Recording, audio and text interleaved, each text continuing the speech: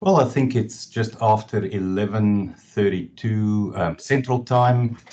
I'm going to go ahead and get started. And firstly, good morning and good afternoon to, depending on what time zone you're on.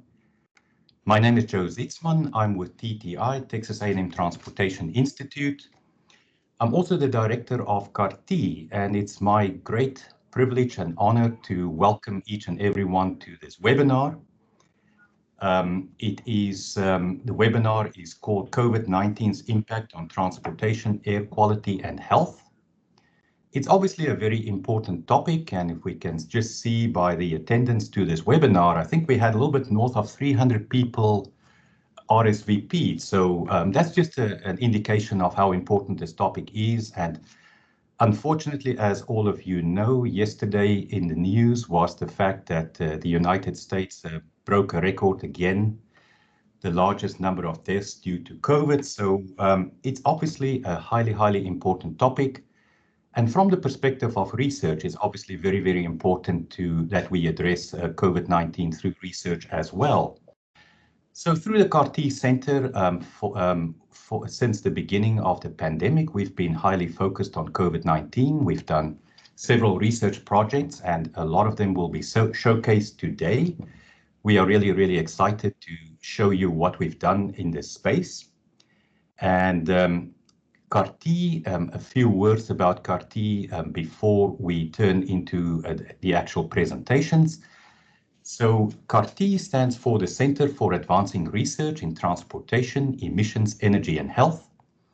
We are focused on this space or this intersection between health and transportation.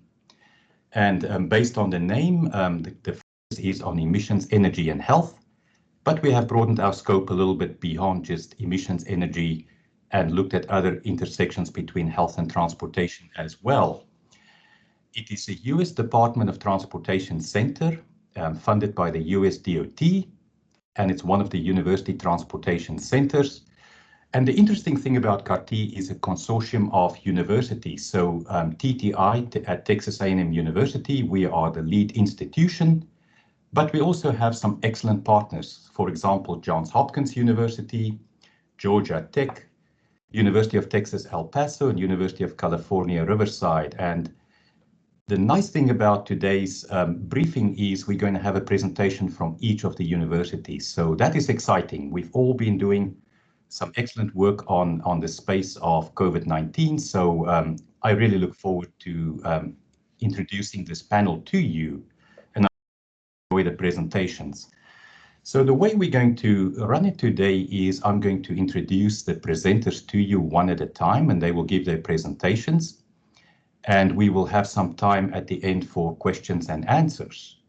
The way we want to deal with that is through the Teams function. You'll be able to post your question, and Ben Ettelman on our staff will be compiling the questions, and he will be pushing them in my direction, so that at the end of the presentations, I will be able to ask those questions. So I also want to just ask the presenters, since we have 5 presentations, to stick to your time, please, 10 to 12 minutes, so that we have some adequate time at the end for some good Q&A. So without any further ado, I'll go ahead and introduce the first speaker, Dr. Tak Igusa of Johns Hopkins University. Dr. Igusa is a professor of civil and systems engineering working on advanced modeling methods applied to research projects in public health. The setting for these projects, which have been supported by NSF, NIH, USAID, and many other sponsors, are primarily in low-income regions in the United States. And the title of Dr. Igusa's talk today is Simulation of COVID Impacts on Transit and Air Quality in Baltimore. So over to you, Dr. Igusa. All right, thank you, Joe. Okay, so let's go to the next slide, please. And just to give you some context here, so this is the group that we've been working with. It's a public-private partnership. Don't be alarmed about the lack of masks. This was about a year ago. Anyway, and the goal of this partnership is to improve mobility in certain low-income neighborhoods of Baltimore. And my PhD student, Todd Chang, is in the front presenting, and he's been supported by CARTEEH, so we really acknowledge and thank CARTEEH for that support. Okay, next slide, please. So here's the area that the partnership works in. It's in that red zone there. And you might recognize, just to give you some geography here, so Fort McHenry's, if you look on the right in the middle of the harbor, that little green area, that's Fort McHenry. So anyway, in this red area, there are mixed neighborhoods here. Some are low income and some are middle income neighborhoods. And I highlighted a few of the facilities and other things that are in this region. Next slide, please. The area we're going to look at, it's a neighborhood, and you'll see that our presentation is quite different from the ones you'll see later in this webinar, is that we're looking at a very localized zone here. And the reason why we do this is partly because the partnership is also looking in this neighborhood. And the other part is that a lot of times the impacts of COVID and other transportation policy has impacts in very localized regions. So that's sort of our the emphasis of this talk. So Cherry Hill here in this region, so about 40% of the residents have cars. So you can see it's a low-income area. There's very low accessibility to healthy food and to public transit. And you'll see this in the next slide, where I show a map of this region. Can I have the next slide, please?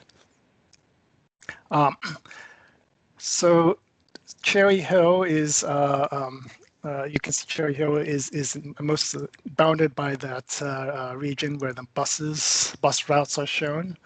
And you can see that the closest grocery store is on the left side of the map. There are no grocery stores within Cherry Hill, just a very small sort of something like 7-Eleven, that kind of convenience stores. And for access to transportation, the light rail station is also outside of that neighborhood, as you can see. And so, as I said earlier, about 40% of the residents have cars. So that means most of the residents rely on the buses. And the bus service is limited in this neighborhood, even before the pandemic. Okay, next slide, please. So what we're going to show here is we're going to show the impacts of the pandemic on what's going to happen next year. And the reason why we're saying this is because right now the bus services has not changed, but because of the changes in ridership, they're planning changes for next year. So we wanted to make some projections just to see exactly what impact these changes in services is going to have on this neighborhood. So to make these projections, we're using a simulation tool. It's called Sumo. It's a commercial quality code, and it's open source. The main purpose of Sumo actually is for a very large simulation of urban traffic, but we've repurposed it to look at the research questions here, which is impact on the residents and on their health and on their mobility to various services. So I won't have time to go into the details of how Sumo works, but basically what happens is Sumo, you input into Sumo the Google Maps, so then it can process all of the information about the roads. But you can also input things like demographics and also traffic data, including bus schedules. Now we've sort of reconfigured Sumo slightly because Sumo is mostly about vehicle traffic. So we introduced a special kind of vehicle here, and that's the pedestrian. So put a lot of effort into putting pedestrian behaviors into Sumo. So since it's open source code, we're able to do this kind of repurposing of this code. Okay, next slide, please. And I just wanted to show just a snapshot of what it looks like, and when we do a close-up here. So what Sumo does is it simulates the motion of all of the cars you can see there. You can see a bus on the left side of the screen at a bus stop. And so there, as I said earlier, the Sumo can process the bus schedules. So the buses will arrive at the bus stops more or less on time. And we also account for lateness of the buses. And you can see these ovals. It's like there's a red oval, and then there's a blue oval. The red oval was waiting at the bus stop, and the blue oval is a bus rider. It's a pedestrian who's on the bus. So it's not just trying to show you the level of detail we can do with the Sumo simulation tool. And on the right side, you can see a pedestrian walking. So the pedestrian is walking from their residence to a bus stop. Please. But I wanted to show a quick simulation, but it's kind of hard to do that in Microsoft Teams. But basically, what happens is that when you run simulations, you can have an option to sort of see it, to visualize it, and you can see the buses moving around, picking up passengers and dropping them off at their destinations. All right, next slide. Okay, so now let's go back to the research question. That has to do with the influence of COVID. So we know just in general in the U.S. that the ridership of public transit has reduced quite a bit. So in some areas it's up to 90%. It's not like that everywhere, of course. That's sort of the extreme case. In Baltimore, the ridership is around 60% decrease. And that might be expected because there's, as indicated earlier, a lot of Baltimore residents do not have cars or do not have access to cars.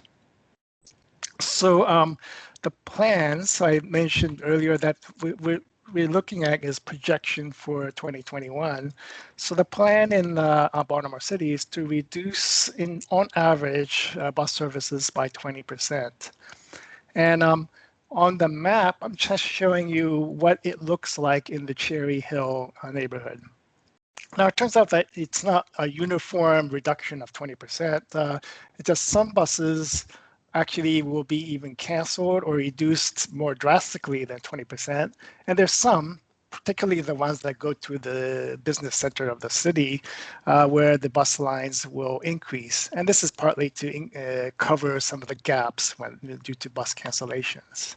So you can see here, the buses 6926 and the SV bus, those buses will have increased service, but the ones in yellow, 7529 and 67, which are the ones that go through the Cherry Hill neighborhood, those buses will be either canceled or have reduced service. And this is partly because those buses already have low ridership. So now we're going to see how does that impact the community. Next slide, please. So I don't have time to go through all the details, but I just wanted to just give you a sample of scenarios here. So we're looking at, we looked at 100 pedestrians. So see what happens when we have 100 pedestrians in this neighborhood and they're traveling to the grocery store or to the light rail station for for a job, employment access, or to a healthcare facility. And we looked at the baseline before the pandemic, and then scenario one, where we've seen a reduction of residents' trips. And scenario two is where we overlay on top of the reduction of resident trips, we overlay the proposed change in bus services. And we're going to look at the impacts on mobility and air quality. Next slide. And so again, this is just one out of many scenarios we're looking at, but you can just see that in general, as you would expect, the emissions are going to go down because of the reduction of the number of trips. And then scenario 1 and 2, the differences is the change in bus services. So that one's a little bit more complicated because we include the resident behavior in response to changes in bus services. So it's a little bit hard to explain all the numbers, but it's basically the idea is that we can use the simulation tool to make predictions of various scenarios. So now we're going to the final slide. So here's the impact on travel times. So the baseline is on the left. And scenario 1, well, there's not much change between baseline and scenario 1 because we're just reducing the number of trips. We haven't changed the bus services yet. But when we get to scenario 2, where we have the proposed changes of bus service, then you can see, especially in the upper quartile, that there's going to be a really severe impact on travel times. You know, some people are going to have double the travel time they had previously. So we believe that that's going to have, that's something that has to be addressed. So this is something where we're going to return back to the South Baltimore Gateway Partnership, present our results, and try to, make them aware of the impacts of these changes in bus service on this neighborhood. Okay, so the final slide is just my contact information. So if you have any, would like to know any more details about how we do the simulations and some of our results, please feel free to contact either me or my student, Todd Chang. Thank you very much. Thank you very much, Dr. Igusa, for that excellent presentation. And as I said earlier, feel free to post your questions here in the chat function, and we'll get to those at the end. So we'll move to our second presentation, and that is by Dr. Michael Rodgers of Georgia Tech. Dr. Rodgers is a University System of Georgia Regents researcher in the Georgia Tech School of Civil and Environmental Engineering and in the School of Public Policy. Dr. Rodgers' long and distinguished career has focused on transportation, energy, and health, with a special emphasis on urban and regional air quality. And the topic of Dr. Rodgers' presentation is influence of COVID on regional transportation planning. Over to you, Dr. Rodgers. Thank you, Joe. And we're going to sort of shift the emphasis now from the sort of local scale up to the regional scale. And so when we talk about regional transportation planning, for those of you that are not generally familiar with the transportation planning process, it's undertaken by two different sets of planning objectives. One is a short-term objective, which is known as the Transportation Improvement Program, or TIP. The other is a longer-term, 25 or 30-year type of time horizon, which is referred to as the Regional Transportation Plan, or RTP.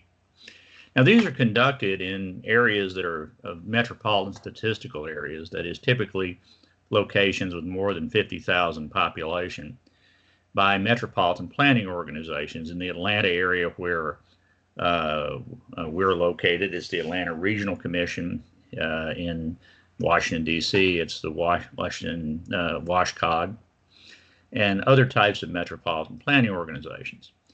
But in areas which are not covered as metropolitan planning organizations, these are rural or non-metropolitan areas, these plans are generally produced by what we refer to as RTPOs, or Regional Transportation Planning Organizations. And many of these regional transportation planning organizations are also tied into economic development in many states, looking for rural and small town development projects as well. Now, these plans tend to be coordinated at the state level by states' DOTs for coordinating within the state.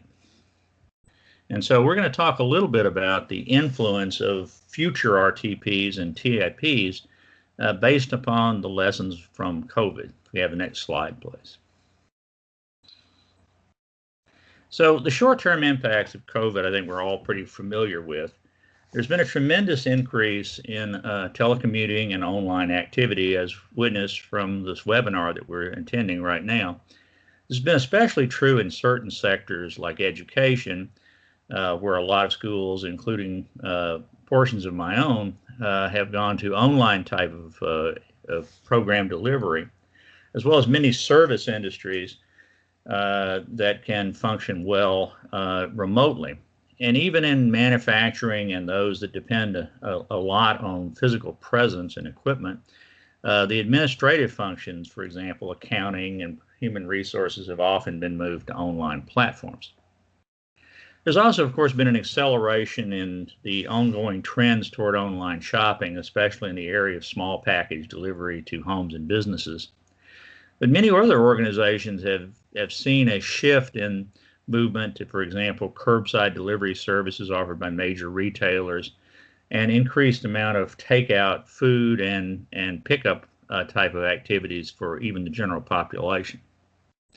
Now, these combinations of online activity have resulted in significant alterations in the daily and weekly traffic patterns. That's especially true in terms of congestion, where you're seeing an often much lower congestion.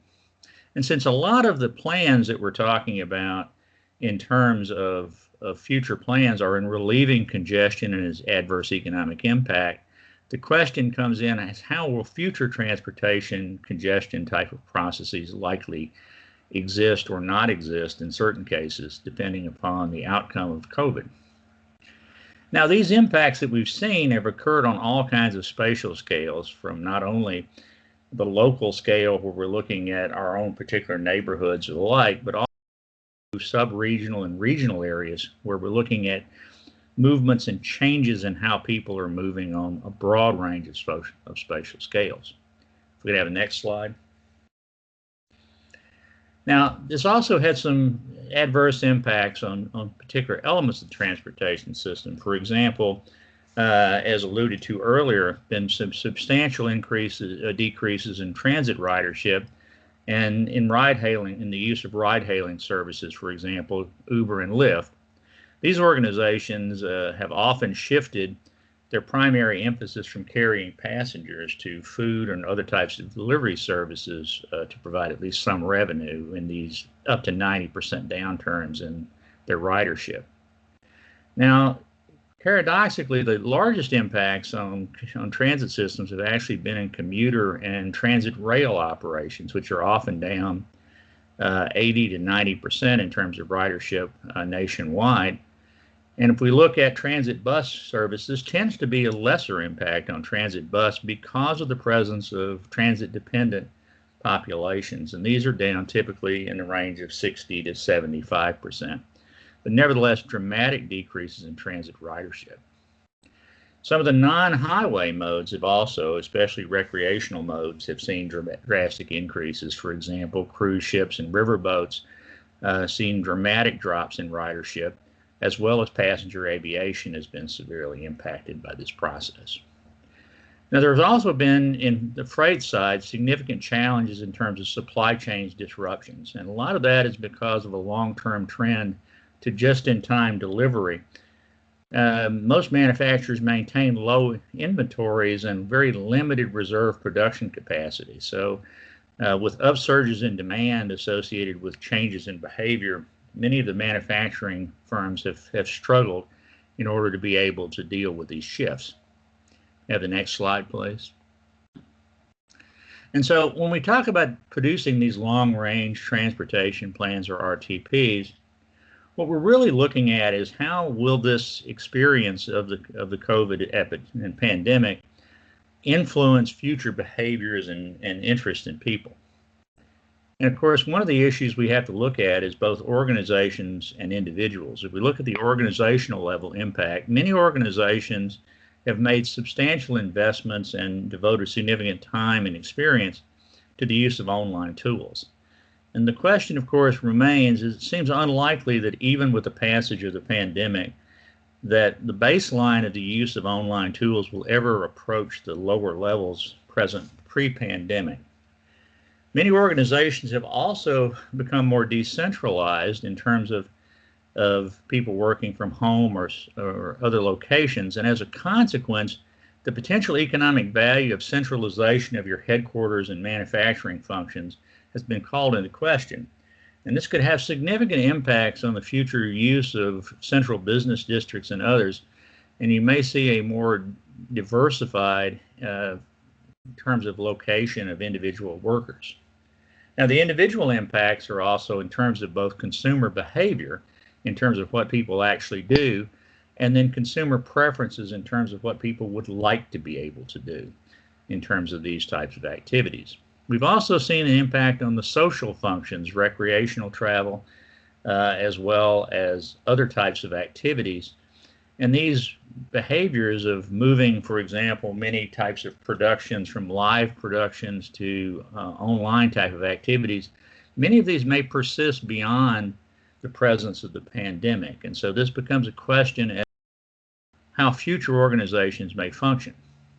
And so the broader question is that based on the short-term trends we're seeing today, what type of emergent behaviors are likely to occur based on the collective experience of both organizations and individuals and social groups in terms of how their behavior would be influenced by passing through this pandemic.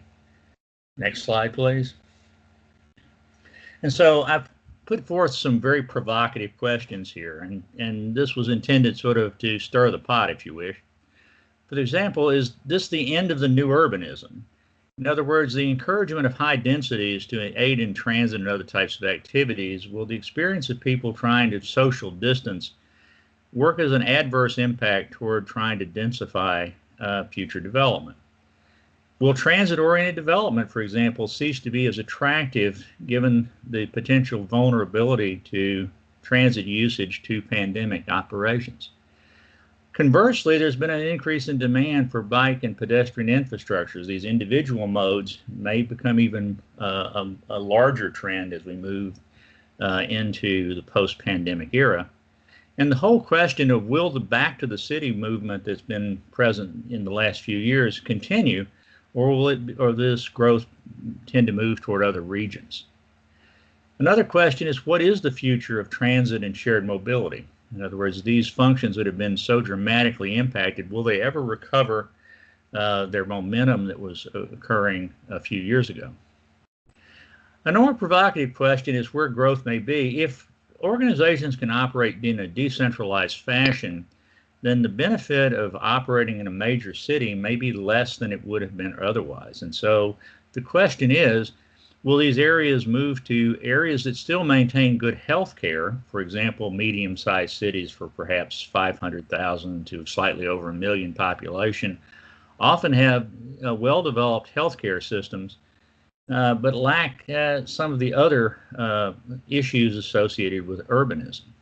Very often they're more affordable, for example. These are places in my own region, places like Greenville, South Carolina, or Knoxville, Tennessee, relative to Atlanta, or Nashville or Charlotte.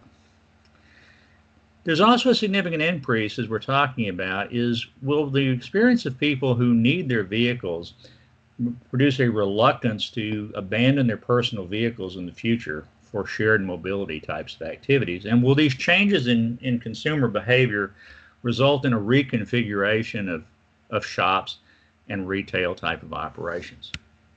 Next slide, please. Oh, sorry, we got rid of that one. So anyway, that was a summary of that type of activities we'd like everyone to think about in terms of what the future may hold post-pandemic for transportation planning. Thank you very much. Thank you very much, Mike, for that presentation. Lots of interesting and thought-provoking questions. The third presenter is Dr. Sunny Ivey of the University of California, Riverside. Dr. Ivey is an assistant professor in the Chemical and Environmental Engineering Department at UC Riverside. She is also an affiliate faculty member of CSERT, the School of Medicine, and several other centers. And the title of her talk today is Toward a Better Understanding of Recent Emissions and Meteorological Impacts on Air Quality in the South Coast Air Basin. Dr. Ivey, over to you. Thank you very much, and thank you for having me this morning. I'm glad to be here to talk about the recent research we've been doing in regard to the COVID-19 shutdown, transportation, and air quality. Next slide, please. First, I'd like to acknowledge the sponsors and contributors of this work. I have several collaborators that have contributed to this presentation from UC Riverside and CSERT, as well as Georgia Tech, and my colleague Charlie Blanchard at INVAIR. This work is sponsored by the University of California Institute of Transportation Studies and combined funding from the South Coast Air Quality Management District. Next slide, please. So the motivation for our study is the fact that we saw pretty dramatic decreases in vehicle miles traveled over the South Coast Air Basin. Those trends have not fully recovered to pre-COVID levels, and we also saw that the volume changes were variable over the South Coast Air Basin, where we saw greater reductions in our western counties as opposed to the more eastern and inland counties. Next slide, please. Further, what makes our synergistic work in traffic and air quality so important is the fact that we're seeing some unprecedented air pollution in the South Coast Air Basin. Particularly in mid-September, we saw the confluence of a heat wave as well as smoke from a wildfire, which contributed to some of the highest levels of air pollution we've seen since the early 1990s. Next slide, please. Furthermore, what also makes our work very important is that we've recently seen an inflection point in the decline in the 8-hour design value for ozone.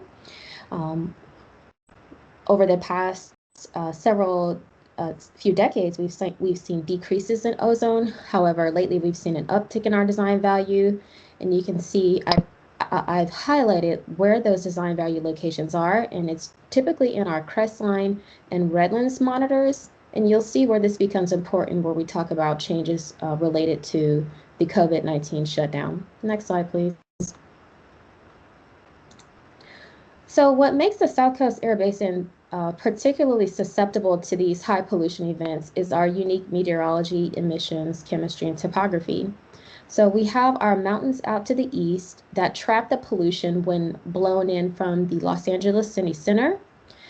So we also are susceptible to temperature inversions due to when we have high pressure systems over the basin, we have warm air that's trapped aloft, and the cool sea breeze air is under that, which prevents convection at the surface layer. And so we get this buildup as well as photochemistry of different reactive organic gases and NOx that leads to the formation of secondary pollution. Next slide, please. So here we have actually examined traffic flow drops using the Caltrans PIMS data. And what we saw is that when we map the PIMS data to census tract, we saw that most census tracts saw a drop in vehicle miles traveled of 25% up to 100%. We also saw that the truck VMT reductions was not quite the same magnitude as the total VMT, indicating that perhaps passenger vehicle traffic was reduced more than our usual heavy-duty traffic. Next slide, please. So here, some of you may or may not be able to see this video, but I'm showing a time lapse of the total flow change over the basin relative to a January and February baseline. The orange and the yellow represent 0 to 25% above and below. The pink and the orange rather represent 0 to 25% below and above the pre-COVID level respectively. And what we see is that the total flow change was reduced over the entire basin, but we see variable flow changes, and we saw our highest percentile changes over the western basin. Next slide, please. Okay. So we also examined speed. I'm sorry.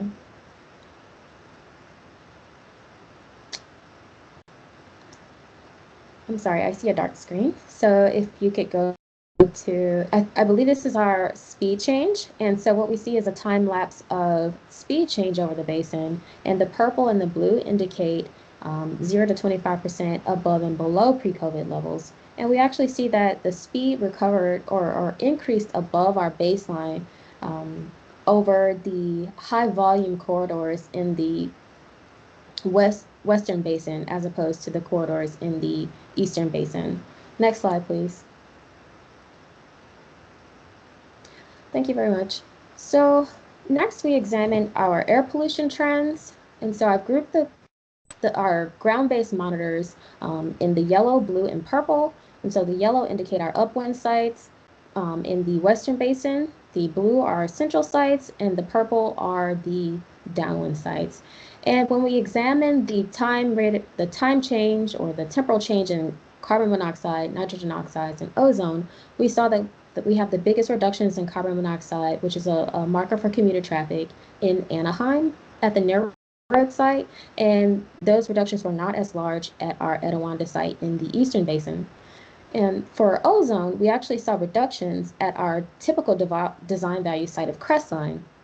And we saw the biggest increases in our central sites of Pasadena and also in Redlands as well, and this may indicate that there is a shift in peak ozone productivity, the spatial location of that production as a result of the shutdown. Next slide, please. So here I'm examining the changes in the diurnal profiles of traffic-related pollutants. So the group on the left is carbon monoxide, the group on the right is NOx. The left column is the March diurnal profiles. The left column is April. The top row is going to indicate our near road site in the western basin, which is our Anaheim site. And you see that the reduction in carbon monoxide was outside of the range of variability for the March and April time periods, whereas we don't see quite as big of a reduction in NOx. And this could be an indicator of more of a reduction in commuter traffic than heavy duty. Next slide, please. The next thing we wanted to do was examine the changes in a policy relevant metric, such as the maximum daily 8-hour average of ozone. And so we've actually trained an empirical model on March and April data from the last 30 years. And we're trying to relate MDA8 to various meteorological parameters so that we can take into account how meteorology and emissions may be interacting during this. Next slide. Next slide, please.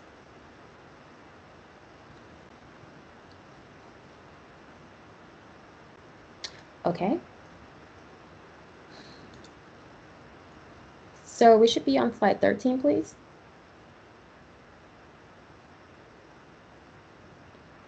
So here I'm showing our actual results from that empirical study. And what we're doing is we're comparing the deviation in maximum daily 8-hour average from the 2017 to 2019 baseline. On the left, we see the results for Pasadena. On the right, we see the results for Crestline. And just in short, what we saw is that the Pasadena deviation was higher than normal for this time of year, and the Crestline deviation was lower than normal, lower than what we expected for this time of year. And when we did a counterfactual examination of emissions and temperature, we found that overall, although we did see some temperature-dependent changes in the late April, most of these changes were attributable to changes in emissions. So next slide, please. So what we're trying to do next is examine how the implications of our study may be important for policy. So for one, when it comes to telecommuting, as a result of what EJ, as well as our conversations with other groups at other universities, we find that perhaps incentivizing telecommuting may be helpful for reducing the on-road exposures for EJ communities. Also, we could think about further incentivizing telecommuting for businesses. The next thing we wanted to consider was e-commerce. So Does our shift to a more isolated economy lead to more consumption of online goods? So perhaps we need to develop policies to control this warehousing so that we can continue to have these benefits or lack thereof when it comes to this shift in commuter versus heavy duty activity. And finally, we probably need to put some policy down as far as managing the trucking activities that seem to be adversely impacting the inland basin more than the coastal regions. Next slide. So very quickly, in conclusion, we're seeing that the traffic shifts were spatially variable. We also saw that near road air pollution reduction in carbon monoxide was up to 50% and up to 40% for NOx.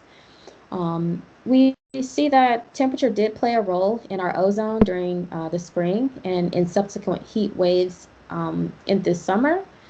And we also want to, in the future, look at how telecommuting and e-commerce activities shifted during this period and what that means for our future policy.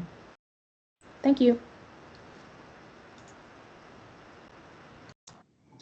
Thank you very much, Dr. Ivey, for that very interesting presentation. So the fourth one is by Dr. Wen-Whai Lee of the University of Texas at El Paso. Dr. Lee is a professor of civil engineering at the University of Texas at El Paso.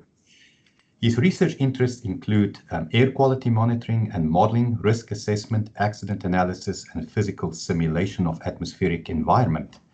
The title of his presentation is Exposures to COVID-19 in a Small Transportation Environment. Over to you, Dr. Lee. Thank you, Joe. Good morning or good afternoon to everybody.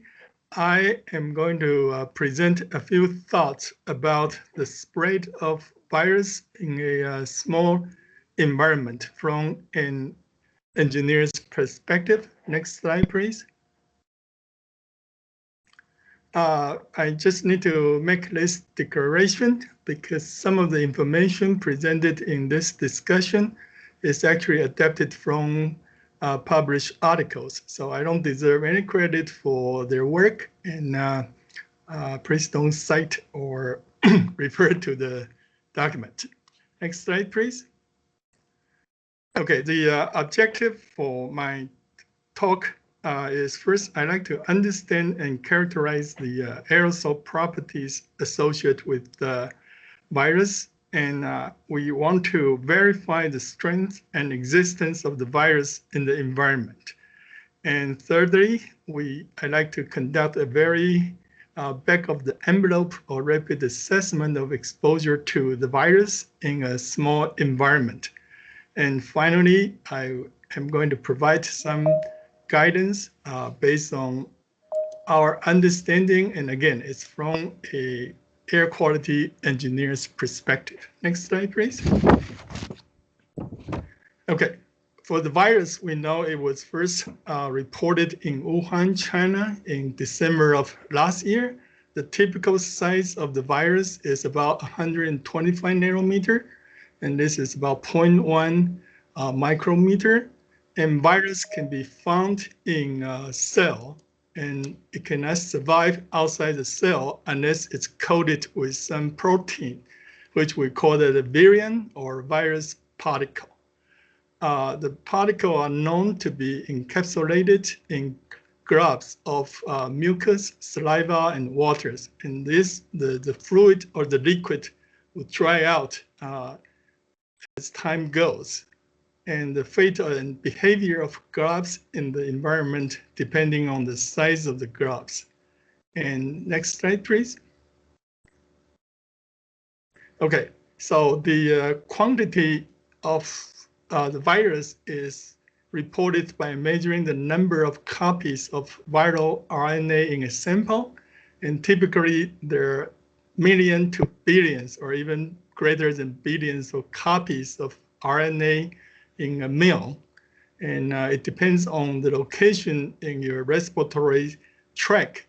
For instance, a sample from the sputum will contain up to billions of RNA per swab. And unfortunately, the infectious dose for the virus, the official name, of course, is SARS-CoV-2. It's still unknown, but based on some literature review, we know that it could be as little as 3 virus particles that can cause sickness for influenza. And many researchers speculate that a few hundreds of the virus, the COVID virus, would be enough to cause the disease among susceptible hosts. And the virus can remain viable and infectious in aerosol for hours. And on surface, it can last for days. So this is a little scary. Next slide, please. And I look into the evidence for the virus transmission in air, and surely the virus spread through both direct as well as indirect mechanism. And in a study from University of Nebraska Medical Center, positive virus was detected in the air samples collected in the hallway outside patient's room. So that's a good indication of air transmission, and also in ventilation grate. That means there could be not only the air transmission, but also deposition on surfaces.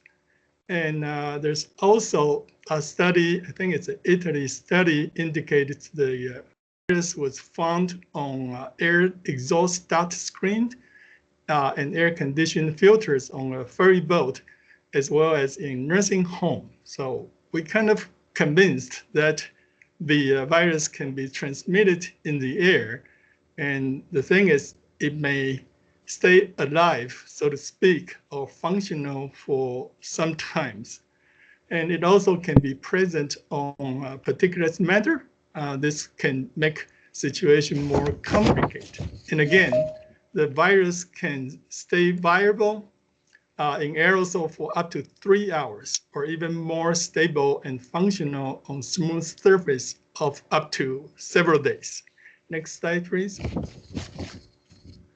Okay, so the emission in a small environment. Here I copy some of the interesting figure in the literature. You can see during a typical coughing or sneezing, you can create a aerosol plume, and it can travel for quite a distance.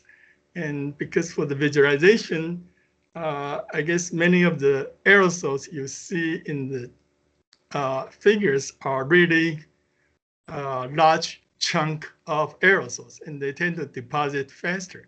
But we know that breathing, talking, coughing, and sneezing are possible to expel aerosols from human respiratory tract. And normal speaking does that. Loud speech in a closed environment can emit droplets larger than 4 micron. And small droplets produced during speech and coughing can remain, again, viable and infectious in aerosol for hours. And in the process of transmission in the air, aerosol actually start to dry out. We know that the variant can need to be transported a lot of time by gloves, by the exhalation from human lung. Next slide, please. So based on the 3 mechanism or 3 defense mechanism for blowing out irritant material from the respiratory tract, we know breathing tend to release smaller aerosols, and coughing tend to be bigger, and sneezing is likely to even shoot out large ligament. And the one for the coughing, the chart in the middle, is really caused by voluntary coughing. So this is a laboratory result, and actual involuntary coughing could be more toward sneezing. Next slide, please. So based on the information we have, I did some back of the envelope calculation. Here we can see that the number counts is dominated by submicron range, and the mass concentration is dominated by larger aerosols, probably between 1 to 4 microns. And because of the air resistance, the plume ejected from human body tend to stop in a very short distance. We call that stopping distance. And not only that, the terminal velocity can be reached in a few milliseconds, depending on the size of the aerosols. And they tend to stay in the air for a long period of time. If we assume a typical breathing height of 1.5 meter, this shows you that much of the aerosols, or most of the aerosols, would have a long residence time in the air. For instance, particles less than 10 micron is likely to stay in the air for about 3 minutes. And not to mention smaller particles. If you take a look at a typical size between 0.1 to 0.37 micron, remember the virus size is about 0.1 micron. So they can be carried in this size of aerosols, and it would stay in the air for hours or many hours. And the fluid surround the virus. They evaporate in a quick time, depending on the content of the glove. But likely they can dry out pretty fast, which is alarming to me, because that means aerosol, the virus can exist in sort of dry form.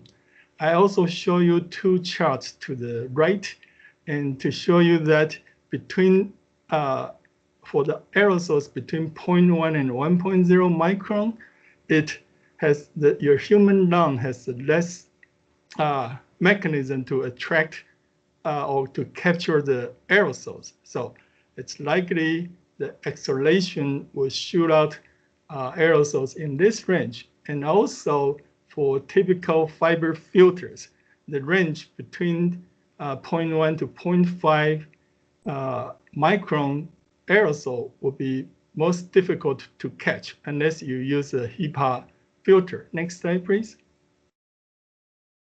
So for a dispersion in small environment, I did some quick calculation. The insert in the middle of the slide represent a study we did many years ago in Juarez, El Paso, and you can see the PM concentration spike immediately when the host start to prepare a fajita dinner or lunch. And so the initial mixing is very rapid, particularly for small environment, which I'm referring to a truck cabin, the space in passenger vehicle, small bus or scurry or cruise ship cabin. I think the initial mixing is relatively quick.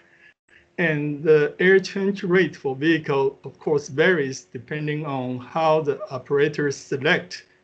But air change for different space, such as office building, hospital, or rail car, tend to be small because people cannot stand the noise of high flow rate. Next slide, please. Next slide, please. Oops. My screen.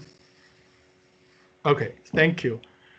Oh, no, the one before. Okay, here. Next one. Yes. Okay. I did another calculation to show the ratio of indoor air concentration to initial air concentration, because we don't know the strength of the emissions. So what I have done here is we assume an initial mixing, and the initial concentration will be CS. So we can calculate the time varying concentration in a small environment at different air change rate. The two small charts to the right shows you the same result just for easy visualization. And if we assume that the risk of contracting the virus in the environment initially is 1, then this ratio can be kind of interpreted as the risk that you would contract the virus. And you can see that within the first 10 minutes, no matter your ventilation rate or air change rate, you're likely to expose to a concentration up to about 1% of the initial mixing concentration. Now, if you refer to a typical acceptable risk, so to speak, 1 in 10,000 or 1 in a million, which is indicated by the orange color and also by the green color. And you can see that there's still a huge possibility or probability to receive concentration above 1 in 10,000 of the initial concentration. Next slide, please. So in terms of the exposure assessment, from an engineer's perspective, there's nothing different or particular of the virus. We always start with the source emission reduction. And once it gets into the atmosphere, we do a reduction based on transport of pollutant. And at the receptor, we would develop mitigation measures. And for instance, to kill the source, you want to isolate the spreader, and you want to apply negative pressure and heat up filters at the source, and you want to increase ventilation. You want to apply disinfectant or mask the spreader. So this is how we reduce emission. Once it is out in the atmosphere, well, again, you want to create dilution and avoid the plume. So you stay outside the plume track. And also, you want to avoid being out with the source when the adverse meteorology exists. That would be probably in the morning hour or late afternoon when the inversion occurs. And of course, you want to keep sufficient distance. At the receptor level, well, I would say let's stop breathing at the source at least for the first minutes. Walk away and increase ventilation, apply sanitizer, wear a mask, and do everything before the vaccine comes out next week. Okay, next slide, please. So in summary, the transport of virus in the air is well studied with a good level of confidence. The problem is the uncertainties remain in the quantification of emissions, survival rate, or half-life of the virus, the threshold of infection. If we know that, I think we can be more specific about how to avoid the exposure. And definitely the ventilation would enhance dispersion and reduces the exposure concentration of virus. And again, in a small environment, exposed to greater than 1% of the virus emitted from a spreader continue for at least 10 minutes. And if the virus exists with the same toxicity in the air, any social distance will probably not be safe. Virus continue to stay in a small environment at the level of greater than 10%, 10 to the -4 or 1 in 10,000 strength of up to 3 hours, depending on the air change rate. And the air pollution prevention and reduction measure are applicable to the prevention of the virus. And masks to be very effective because it can reduce the emission and it can also reduce the concentration inhaled by the receptor until the vaccination is available, hopefully next week. Next slide.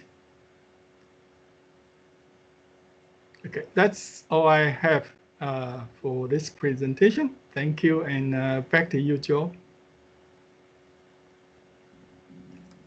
Thank you very much for that presentation. Very interesting.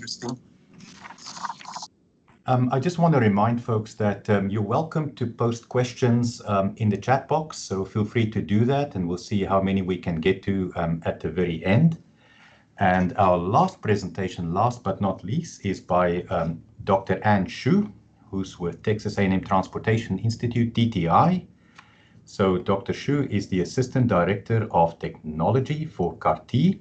She directs research and development efforts in mitigating transportation sector's impact on energy, environment, and public health, especially focusing on transportation electrification. And as you can see there, the title of the talk is Moving Toward a More Sustainable New Normal, an El Paso, Texas case study. Over to you, Anne. Thank you, Joe. Hi, everyone. Thank you for this opportunity. I'm really honored. This work is done with a lot of collaboration and contribution with my co-authors. I'd like to especially acknowledge Xiaodan Xu, the first author, who did most of the analysis, heavy lifting work. Next slide, please. So our work actually builds on very well from the previous presentations from Dr. Rodgers and Dr. Ivey, and our motivation actually came from the observations of the early days of the pandemic, where a large amount of decrease was seen in pollutant concentration across Texas. And next slide, please. So we wanted to understand whether or not such trend would sustain and to what extent. That goes back to some of the long-range questions that Dr. Rodgers mentioned during his presentation. What is the magnitude of something like telecommuting, and how will that affect air quality? And we saw some of the investigations in California by Dr. Ivey as well. So we took a look at the Texas case, and with a special emphasis on El Paso. And our approach is from a bottom-up traffic and emissions simulation and modeling approach. So we first took a look at real-world data, and we used the University of Maryland's COVID impact analysis platform to look at the reductions of work trips and other non-work trips per person. So as you can see that on the right side of the slide, during the work trips reduced at the beginning, starting April, but after the stay-at-home order ended, it didn't really go back. By contrast, non-work trips actually did go back, and total miles per person went back as well. Next slide, please. So the question is then, is this, if we assume that this trend can sustain, what does it really mean for traffic? So then we took a closer look at the percent of work from home and how that actually relates to the number of work trips. So we actually, we were able to, infer a relationship, a correlation between the percentage of people working from home versus the number of total work trips observed using mobile location-based data. And we also factored in the unemployment rate, and so that we can do some estimates of what is the trend what is the likelihood of the trend sustaining after the pandemic. Next slide, please. Then we recognize that work from home only reduces light duty traffic, and there is still a significant amount of truck traffic, and that contributes to the overall emissions. And we took a look at truck traffic in Texas as well, and the general observation is that there wasn't really very much reduction in truck traffic. It sustains after the stay-at-home order. Next slide, please. So those data points gave us some clues, so to speak, to infer a plausible post-COVID scenario. So if we say that, we cite some existing research to say that about more than 30% of U.S. jobs can be done completely at home, and this trend can sustain. Next slide, please. Then we want to also factor in that unemployment will recover.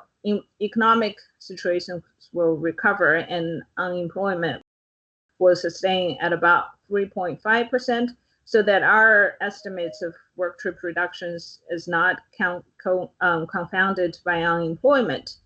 And other modes return to pre-pandemic level.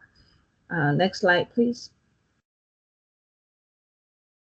That will actually mean then the VMT reduction will amount to 3.5%. So you are probably scratching your head and say, wait a minute, you just said that work trips, working from home is 30% of all employment. How come the VMT is only 3.5%?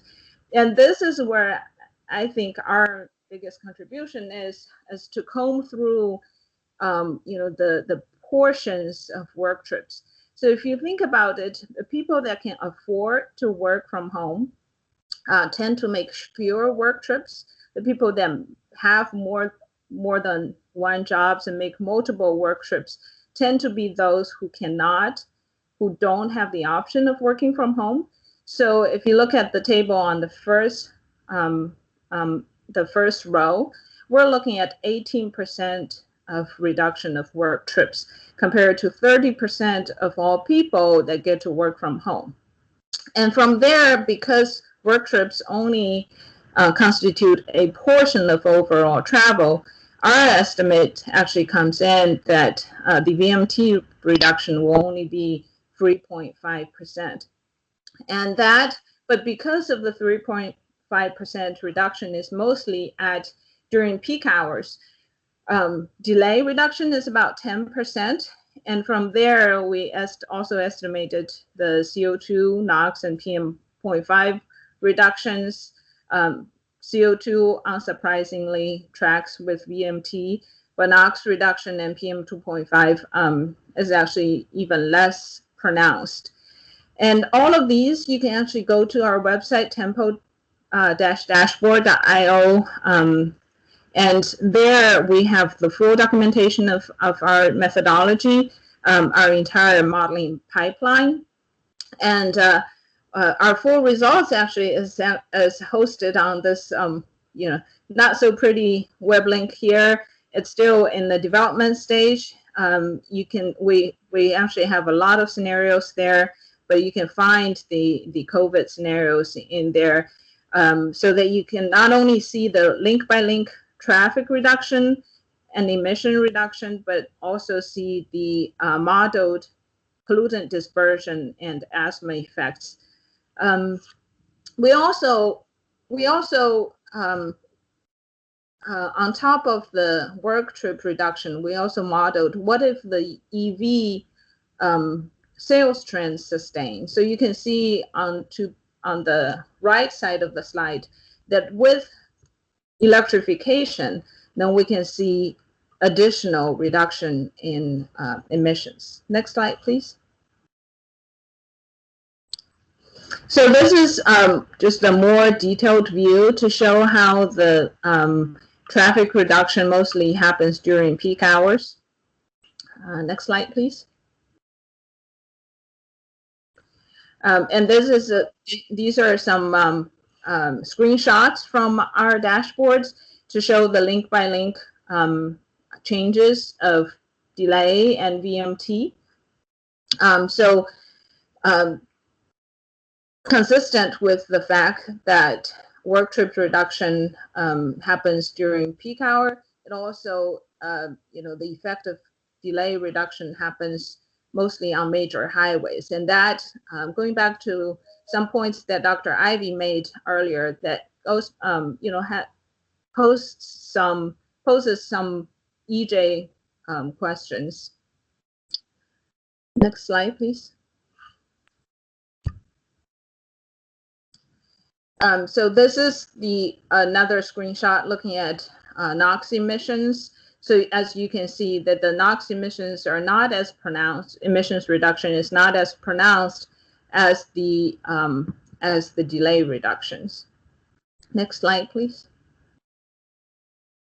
So I think we, in the end, we did observe that work trips reduced during COVID, and we have good reasons to infer that this trend would sustain itself. However, this trend alone doesn't seem to solve our air quality problems. The magnitude of traffic and emissions reduction is small. And there is equity issues of who get to work from home. So to move towards a more sustainable new normal, I'd like to echo some of our earlier presenters that work from home needs to be pushed even more from a policy perspective to be encouraged across the board. And we need additional strategies for meaningful air quality benefits. Next slide, please. I just wanted to also give everyone an update that the similar analysis are being carried out for other metropolitan areas in Texas, and we also are getting even more recent traffic data. So we'll have more updates to come in the near future. Thank you, everyone.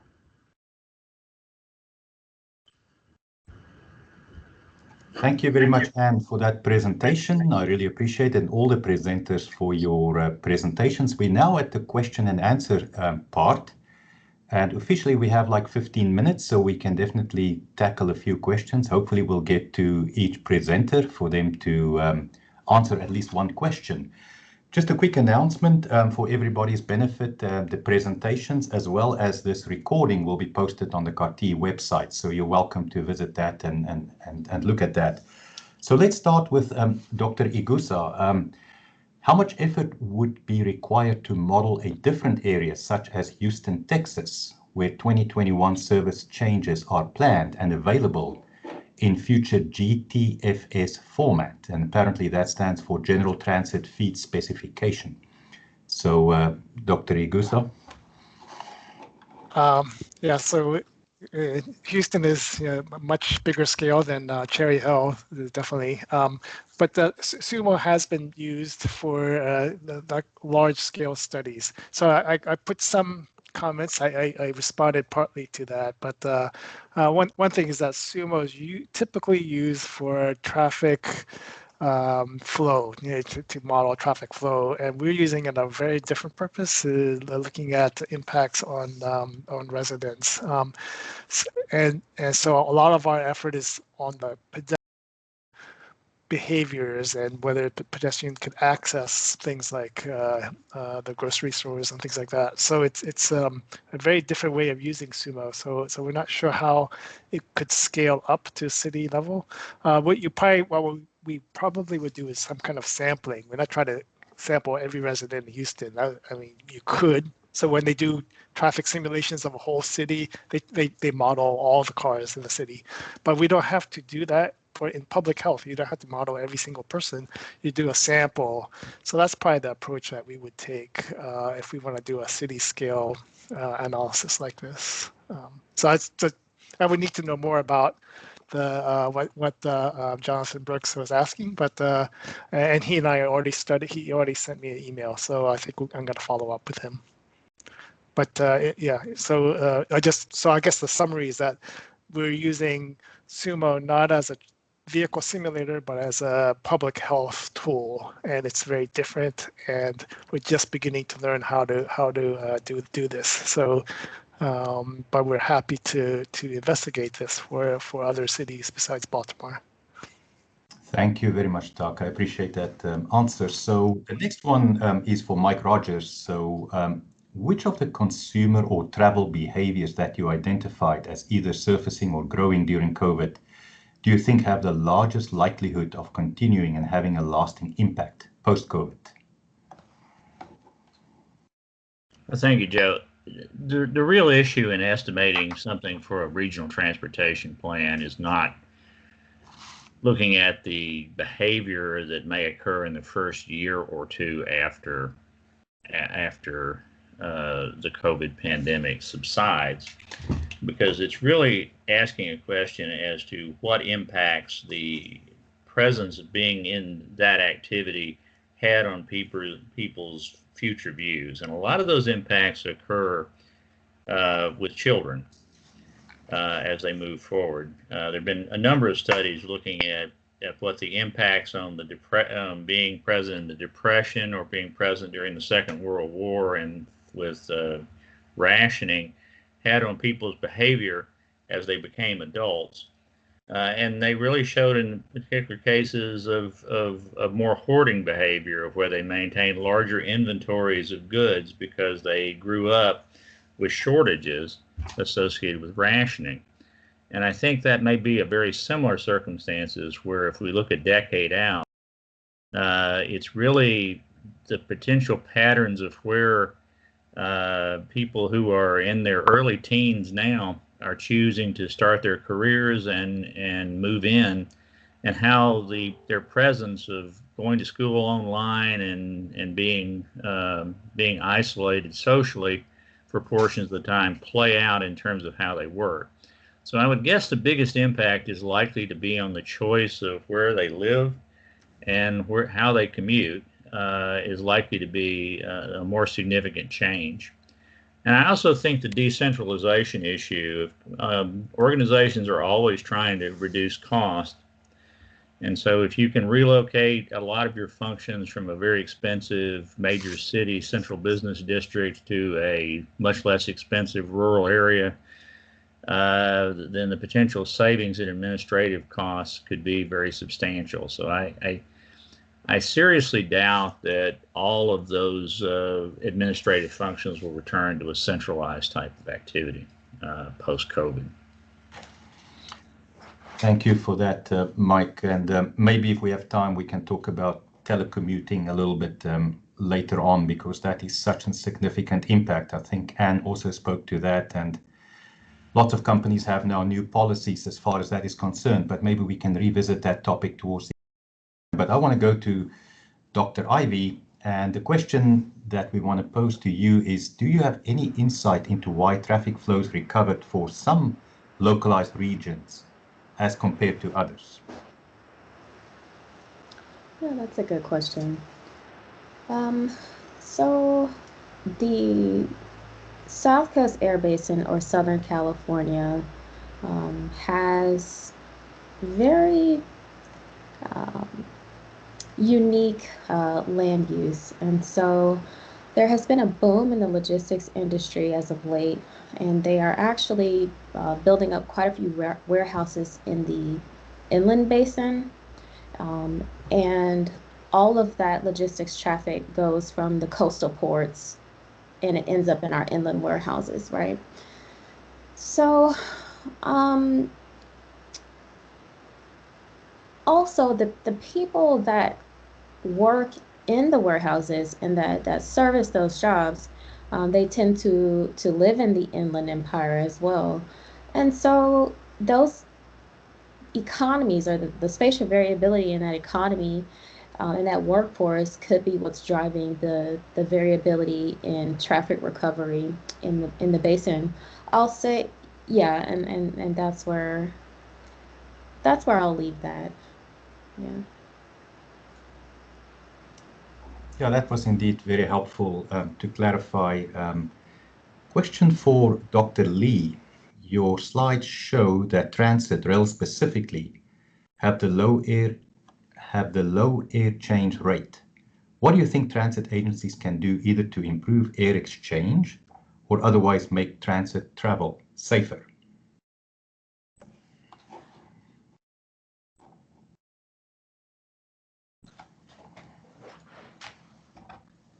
Dr. Lee, are you on mute maybe? Sorry, my bad.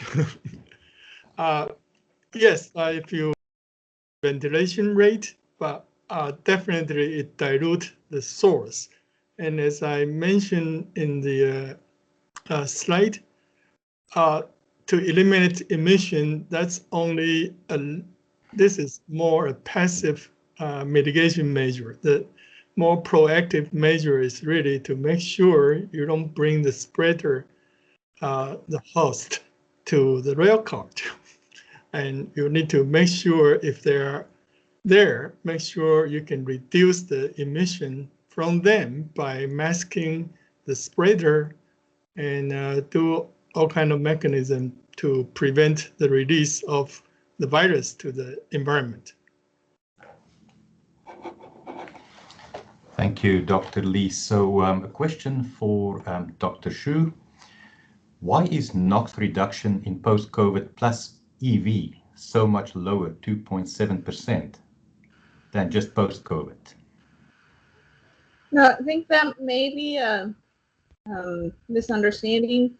The reduction is a lot more. So the reduction is 2.7 versus with EV versus I think 1 point something, 1.8 without EV. So the point there on that slide is that with electrification, we will see more NOx reduction than without. Sounds good for that clarification. I just want to follow up quickly since we're talking about EVs there's obviously a big wave of electrification. How do we work on the affordability side and the equity side of the spectrum when it comes to electrifying the fleet, which has obviously got environmental benefits as you mentioned, but I was just curious, how do we balance that component? Wow, that's a convoluted question. There's a lot of effort to push that forward. I think one of the most notable ones is the commitment from Uber and Lyft to go fully electric. And of course that, with COVID, as Mike mentioned in his presentation, the effects on shared mobility has thrown a monkey wrench into the whole thing. But assuming that shared mobility will come back somewhat, that I'm very bullish that commitment to electrify shared mobility is going to bring some equity to the spectrum. And also, I think most importantly, let's not forget that the light duty EV cost is rapidly coming down. And there are so many players than just Tesla. If you look at a Chevy Bolt, it's in the same ballpark as a gasoline vehicle. So I think over time that issue will address itself just with technology advances. Thank you for that. So we've got about 5 or so minutes left. What I want to do is give the panelists a chance to maybe make a final comment based on what we've heard and what we've discussed in the presentations. So Dr. Igusa, do you want to make a final comment or statement? Yeah, I appreciate being a part of this panel. I think what's interesting is that there's so many scales where we need to work. So the local scale where disparities become very important, and then the much wider regional scales that we've seen today, where we can see the impacts on air pollution. So it's I really like the idea of looking at this in various perspectives. Good point. Mike Rodgers? Yeah, I wanted to address your issue with telecommuting. I think we've for a long time been looking at policies that were focusing on the use of online resources for telecommuting and work. What I think one of the big lessons that we've learned from the pandemic is that it's a much broader spectrum of human activity that is going online than simply telecommuting work activity. You're seeing the substitution of online platforms for a lot of social events. You're seeing it for a lot of even religious events. And so a lot of the travel, which we don't necessarily throw into the commuter travel, is being altered by the presence of these online platforms on a more universal basis. And so I think that's a case of where telecommuting is certainly going to be an element, but I think the broader issue is what that issue of these electronic communications plays out in all the other range of activities that people take into account. So consuming of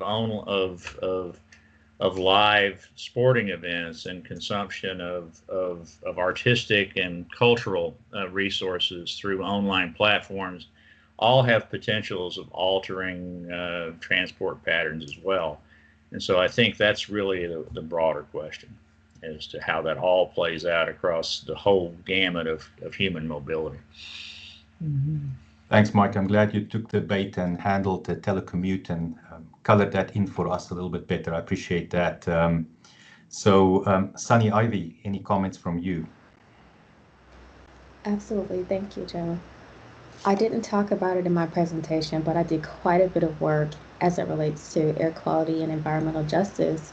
And so what we've seen as a result of the pandemic is that we have a serious land use and a serious equity issue when it comes to who gets to commute, who has to go to work, who has access to online services, etc.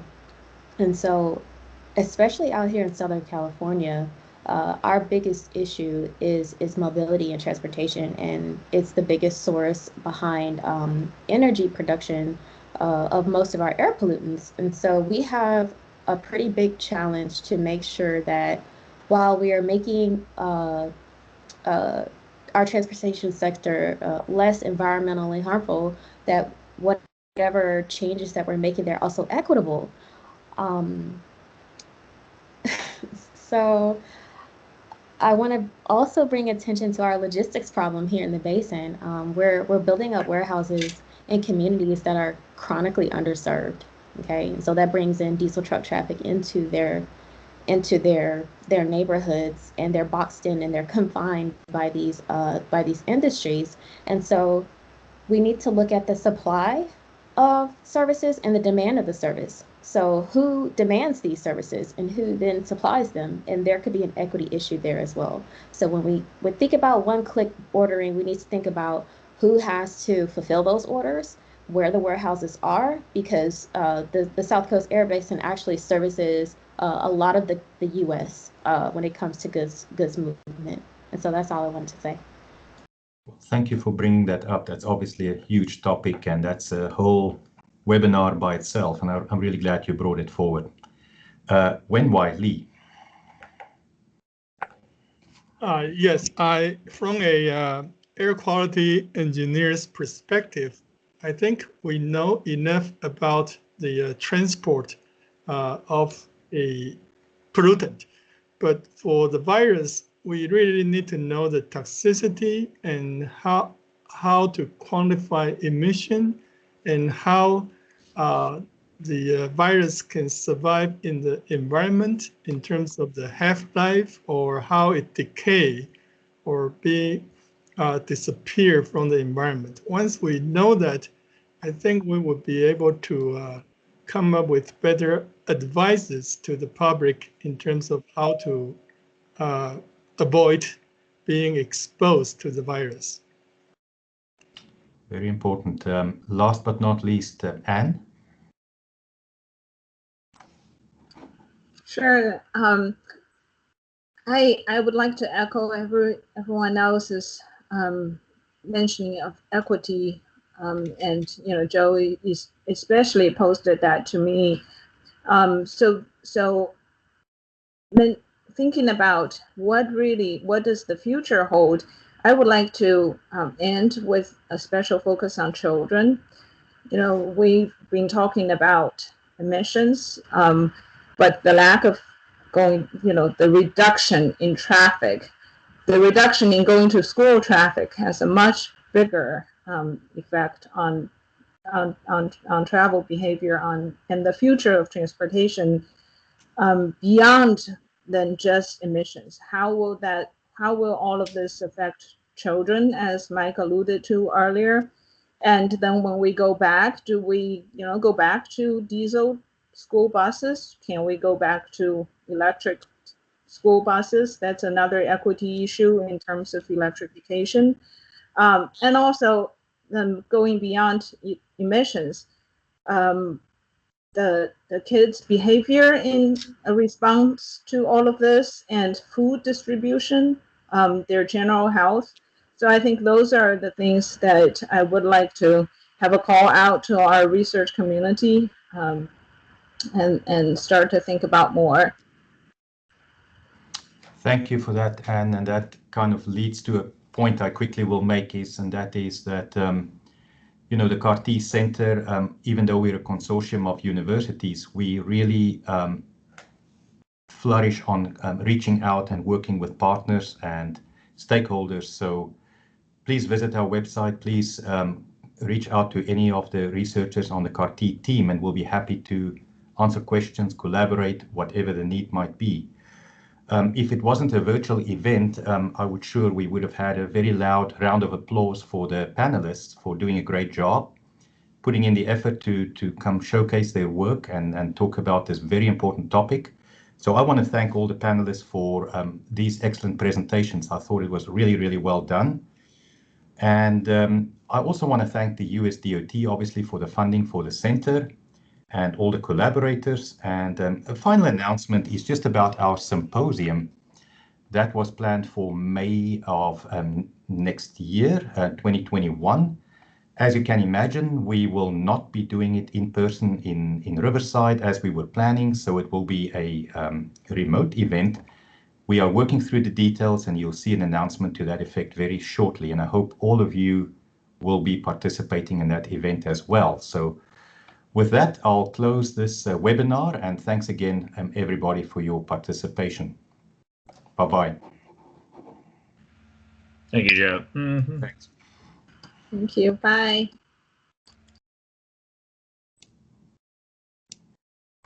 Thank you.